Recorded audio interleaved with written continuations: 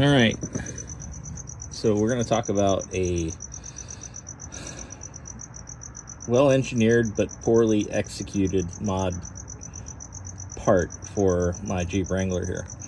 So this is a 2003 Rubicon, and I have a CV drive shaft, a double cardan drive shaft. You see that front joint up there. With these drive shafts, and you can go straight to Tom Wood's their website, and they have an explanation of how you do this and why you do that. That first joint on that drive shaft effectively needs to be straight, and the pinion and the drive shaft should be in line. I checked these; they're within, I think it was 0.5 degrees. Yeah, sure, I could try to get it dead on, but that's not the point of this discussion right now. The point of this discussion was pertaining to the shocks and the modification I had to do here.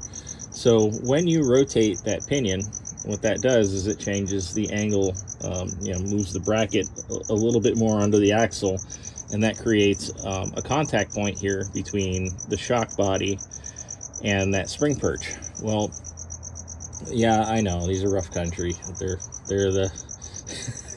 they're higher end ones, but anyway, so what you do is you have some options here. You can cut these brackets off and change the angle, weld new ones on.